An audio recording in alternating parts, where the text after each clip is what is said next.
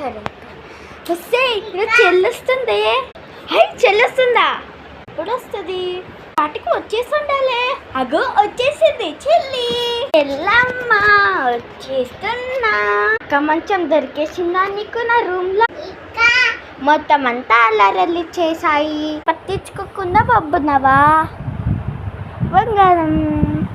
ఎట్లుందో సాయిగా అక్కని పట్టుకొని పడుకున్నావా గుడ్డుగా? సరేలేవే, నేను పైసాన్ చేస్తాను. దాంతో ఆడుకో. అట్లా ఫోన్ చూసుకునే బదులు ఏం పని ఉందని నీకు? సరేలే. అయ్యో అన్నీ అట్లనే పడేస్తావేంటి?